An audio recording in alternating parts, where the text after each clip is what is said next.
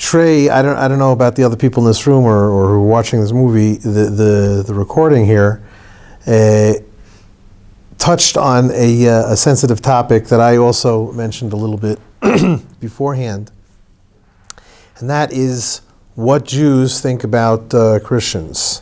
Here in Israel, the Jews are a majority, but throughout Jewish history, since the exile over close to 2,000 years ago, Jews were a minority in wherever they lived. And as a minority, we also had a certain fear, especially since the majority so frequently did not fulfill its moral obligation to protect the minority. So we didn't do too well. For other reasons also, Jews have always been, in the most part, suspicious and wanted to keep a distance from those who are different. And I think that's like that for many people. Want to, like to be with people that you're like. When I saw that this is something that I feel drawn to, this building bridges, building relationships with Christians, at first I hid it from my wife. And I certainly hid it from my own community, because you're leaving the comfortable envelope, that comfortable space that you have. But little by little, I actually reached out, and it took a while until my wife came around, and now she's very strongly agreeing with me for the most part. She doesn't spend all day with Bob. And so sometimes if she hears something about a Jewish person saying, "Oh, you got to be careful with these Christians," so she then comes back, "You remember you have to be careful." I said, "Okay, dear, I'll be careful." But the idea of really doing something out of the ordinary compared to all of these thousands of years of history, because I think that we're at a switch over here, just as we are now at a switch with the Jewish people not being in the exile, but coming back to their homeland.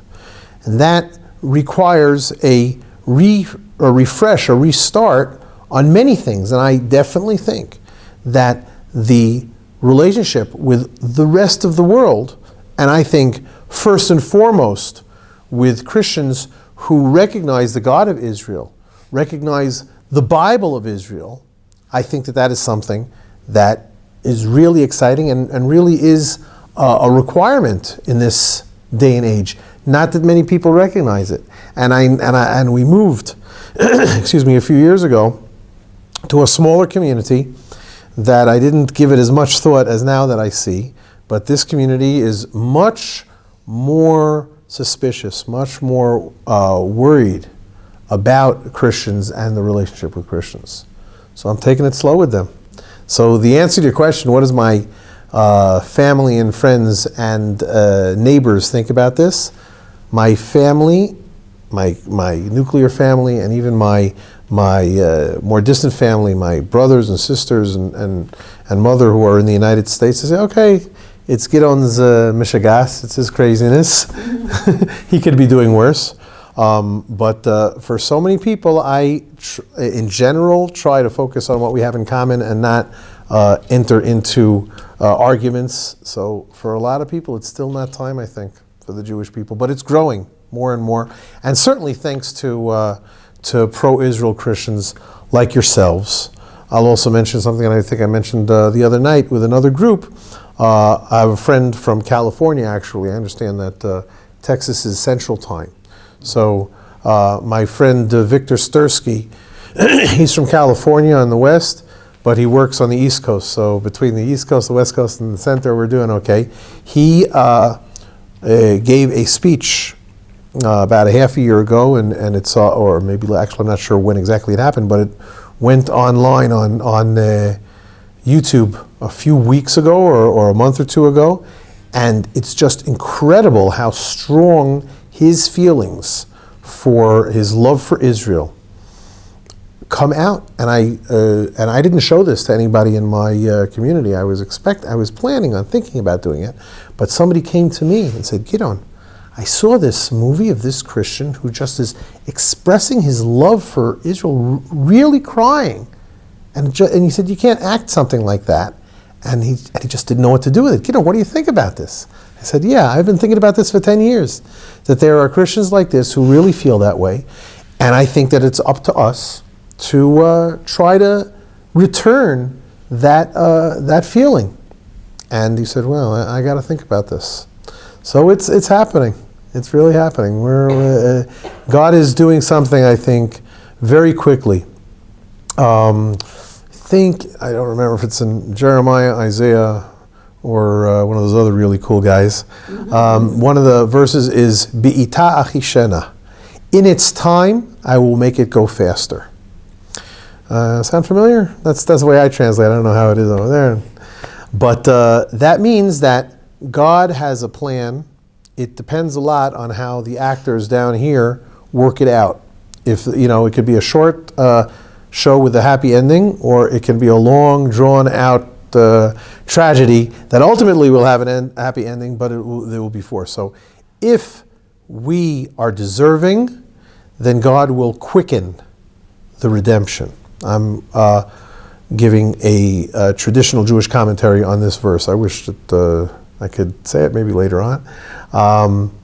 If we are not deserving, it will come, but in its time, in the fullness of time. I think there are some verses like that.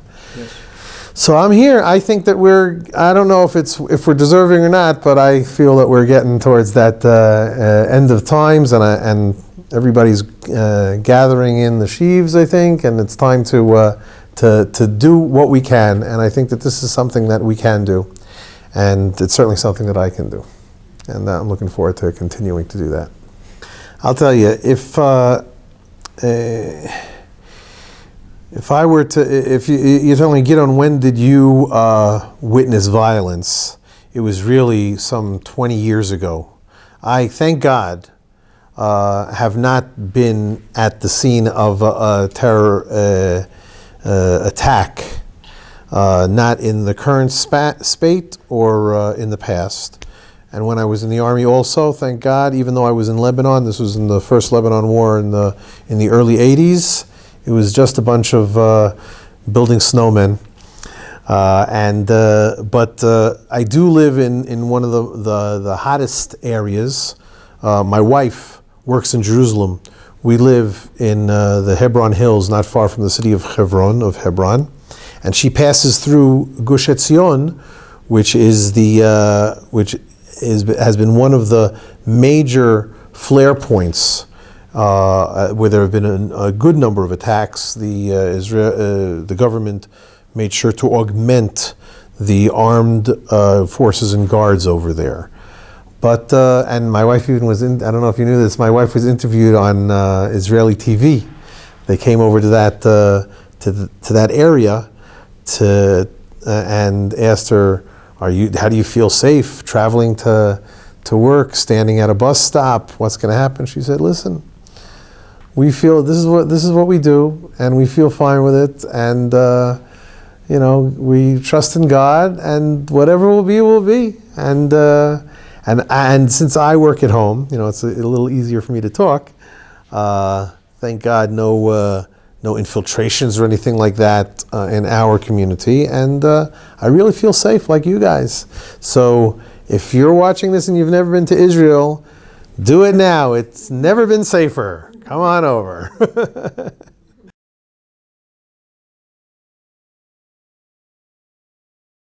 Well, I understand they have really nice towels in this hotel.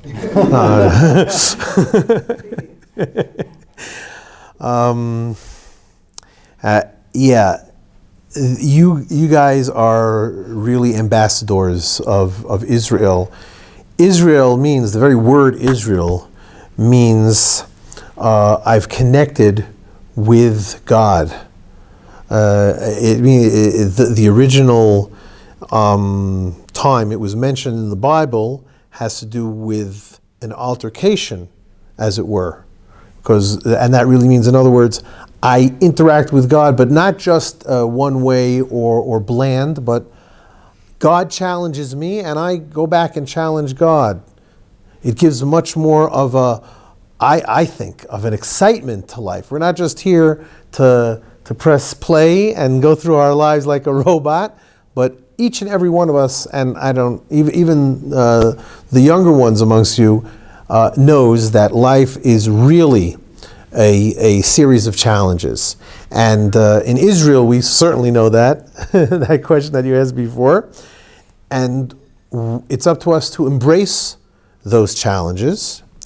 But the word Yisrael also means God will reign.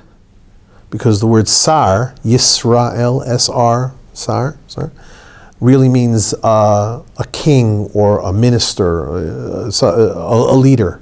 So God will lead is what Yisrael also means. So you can go back to your communities and say, if this appeals to you and really actually is what you could say, that I was there in Israel where I see that God is king.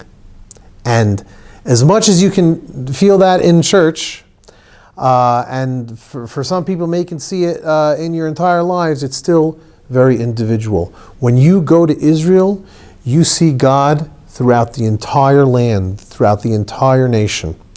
And that is really something, amongst all the other things that you've seen and experienced while you were here, is something that you can taste when you come for a visit to Israel. So I would say really, come to Israel today to see a promo of God's kingdom on earth. How's that?